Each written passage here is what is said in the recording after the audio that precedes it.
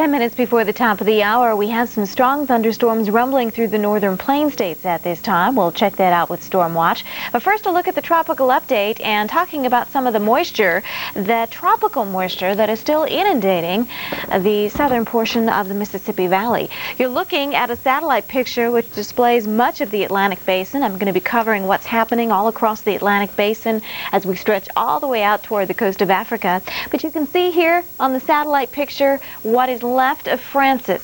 Was once a tropical storm, then a tropical depression. This is the remnants of it now, and there are still some feeder bands of some moisture out here, and some of that getting funneled northward, aggravating the flooding problems in the areas where the ground is already saturated, and problems in and around New Orleans, as we've had close to up to 15 inches of rainfall in and around New Orleans. The tide is still above normal here, and not only that, but you're still finding a little bit of wind, so the coastal flood warnings remain in effect from Waveland, Mississippi, all along coastal Louisiana, extending to High Island, Texas. So watch out right there along the coast. Potential is still high for more of that coastal flooding. And flooding inland due to the rain that continues to fall. Flash flood watches remain in effect for all of Louisiana, southern Mississippi, and southwestern sections of Arkansas. That's right, Arkansas, because you see the moisture is now spreading on northward, and the more persistent rains have now spread over much of Arkansas. Most of it is on the light side, but you will encounter some areas with some more moderate rainfall. And still circling the center of the circulation still here over eastern Texas, and so we're still finding a little bit of that moisture into southeastern Texas as well. Again, aggravating any flooding problems there.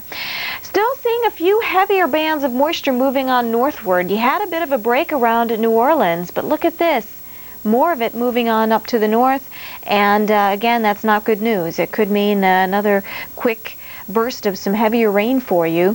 And more of it, as you can see, west of Lafayette on up toward Alexandria. Travel along the interstates here, very, very rough. And in fact, again, if you happen to find water covering the roadways, find an alternate route, especially at night. It's very, very tough to judge how deep that water really is.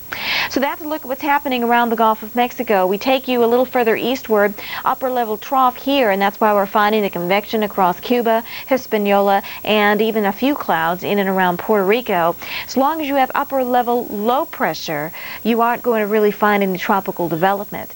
So what this really is doing is just generating some showers and some thunderstorms, but not a place where we expect to find any real development.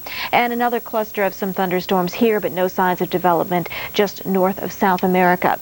Let's go further westward, and we do have a wave here that's looking more and more organized. Look at this. Look at the convection or thunderstorms that have popped up with this particular wave, oriented from northeast to southwest.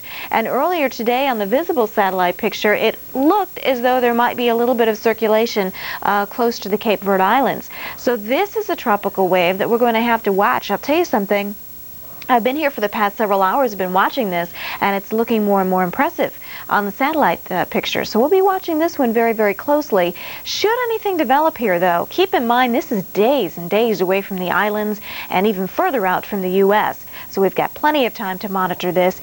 If it in fact develops into anything, we'll keep an eye on that. We'll take you into the eastern Pacific. Again, here's where we had Javier. It dissipated, and now we're starting to see a little bit more convection in the remnants of Javier. So this might be something that we have to watch for further development in the next couple of days. We'll keep an eye out for that. So with the tropics all said and done, let's go back to the lower 48. And of course, we're still feeling the effects of the tropics here with what's left